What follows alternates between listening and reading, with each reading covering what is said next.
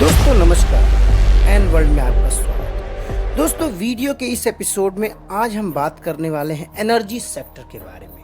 और इस समय समूची दुनिया में ही एनर्जी क्राइसिस और एनर्जीज के डिफरेंट फॉर्म को लेकर के बात हो रही है। जहां पे वैज्ञानिक एक तरफ हीलियम 3 की बात करते हैं, वहीं पृथ्वी पर क्लाइमेट चेंज और ग्लोबल वार्मिंग जैसी समस्याओं के लिए वैज्ञानिक हाइड्रोजन एनर्जी के उपयोग की बात काफ़ी जोरों शोरों से कर रहे हैं। क्योंकि हाइड्रोजन एनर्जी एक क्लीन एनर्जी है जिससे पोल्यूशन ना के बराबर होता है। तो आज के इस वीडियो में हम इसी हाइड्रोजन एनर्जी के कुछ इंपॉर्टेंट फैक्ट्स और इसका ग्रीन एनर्जी से क्यों यह अलग है, साथ ही इसके कुछ महत्वपूर्ण एप्लीकेशंस के बारे में चर्चा करेंगे।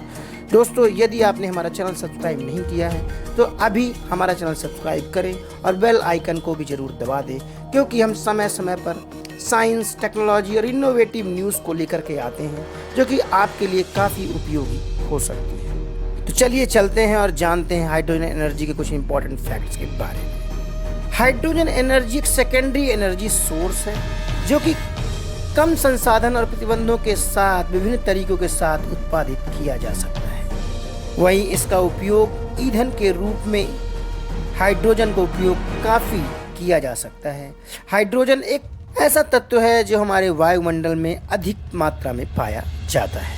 इसके साथ ही अभी वैज्ञानिक ने कई सारी इनोवेटिव टेक्नोलॉजीज इवॉल्व की हैं जिसके उपयोग करके भी हाइड्रोजन को बनाया जा सकता है, जिसमें कि प्राकृतिक गैस, बायोमास, सौर एनर्जी, वहीं विंड एनर्जी जैसे रिन्यूएबल एनर्जी के सोर्सों के साथ ही हाइड्रोजन एनर्जी को भी बनाया जा सकता है। साथ ही हाइड्रोजन एक स्वच्छ ऊर्जा का एक बहुत बड़ा सोर्स है और इससे हमारे एनवायरनमेंट और क्लाइमेट को कोई नुकसान भी नहीं होने वाला है।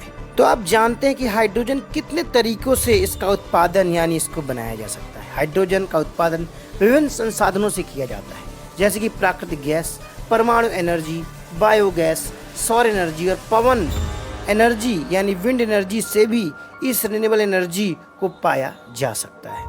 हाइड्रोजन एनर्जी के साथ साथ ग्रीन एनर्जी का भी काफ़ी चर्चा है समूची दुनिया में। तो आइए जानते हैं कि आखिर ग्रीन एनर्जी और हाइड्रोजन एनर्जी में अंतर क्या है। जो ब्लू एनर्जी होती है यह दो प्राथमिक तरीकों से बनाई जाती है, जिसमें कि फीड स्टॉक के रूप में इस प्राकृतिक गैस का उपयोग करके ब्लू एनर्जी का उत्पादन किया जाता है। इनमें जो पहली मेथड है वह स्टेम मीथेन रिफॉर्मेशन मेथड और दूसरा है autothermal reforming uses of oxygen and carbon dioxide. यानी इन दो तरीकों से ब्लू हाइड्रोजन एनर्जी को बनाया जाता है। अब ग्रीन हाइड्रोजन एनर्जी के बारे में जानते हैं। ग्रीन हाइड्रोजन एनर्जी का उत्पादन बिजली का उपयोग करके इसके साथ एक इलेक्ट्रोलाइजर को जोड़कर इसे बनाया जाता है। वहीं पानी के अणुओं से हाइड्रोजन को विभाजित करके भी एक प्रक्रिया है जिससे कि हम शुद्ध हाइड्रोजन और ग्रीन हाइड्रोजन एनर्जी बना सकते हैं। तो अब इसके कुछ इंपॉर्टेंट पॉइंट्स के बारे में जान लेते हैं कि हाइड्रोजन एनर्जी कैसे उपयोग में लाई जाती है। सबसे पहले फ्यूल सेल के रूप में इसका उपयोग किया जाता है। हाइड्रोजन ऊर्जा सबसे आम प्रयोगों में से एक है फ्यूल सेल यानी ईंधन सेल, जो कि विद्युतीय रसायन रूप से हाइड्रोजन और ऑक्सीजन को बिजली, गर्मी और पानी में परिवर्तित करते हैं, जिसमें कोई अप्रत्यक्ष दहन शामिल नहीं होता, यानी इसमें कोई फॉसिल फ्यूल की बर्निंग नहीं होती। इस तकनीक का उपयोग करके हम एक स्थिर बिजली पैदा कर सकते हैं। वहीं दूसरा है रिन्यूएबल हाइड्रोजन। इस हाइड्रोजन का उपयोग टिकाऊ हो सकता है यदि इसे नवीनीकरण ऊर्जा स्रोतों का उपयोग करके उत्पन्न किया जाए। तो ग्रीन हाइड्रोजन यह जो प्रक्रिया है वह पानी से हाइड्रोजन और ऑक्सीजन में विभाजित करने की प्रक्रिया को ही हम ग्रीन हाइड्रोजन मोटे तौर पर जानते हैं।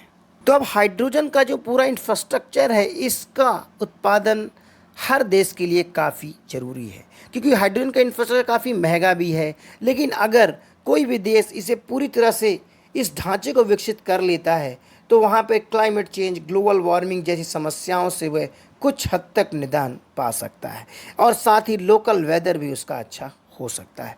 अब इसमें चुनौतियाँ क्या हैं?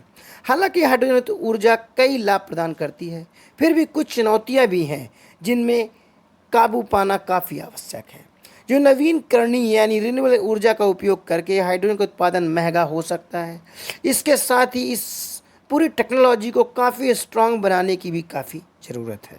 इसका उपयोग ईंधन कोशिकाओं फ्यूल सेल के अलावा हाइड्रोजन एनर्जी का उपयोग रासायनिक उत्पादन, इस्पात निर्माण, बिजली उत्पादन सहित विभिन्न औद्योगिक क्षेत्रों में इसका उपयोग किया जा सकता है।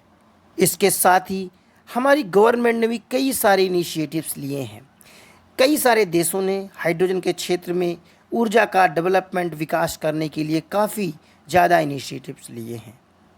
इन दिनों सरकारें हाइड्रोजन अर्थव्यवस्था के विकास को भी काफ़ी बढ़ावा दे रही हैं। ध्यान देने योग्य वाली बात यह है कि हाइड्रोजन ऊर्जा का क्षेत्र लगातार विकसित हो रहा है और समूची दुनिया में ही फल फूल रहा है, क्योंकि क्लाइमेट चेंज और ग्लोबल वार्मिंग के आने के बाद सारे देश ग्रीन एनर्जी, ब्लू एनर्जी की ओर भाग रहे हैं। नमस्कार।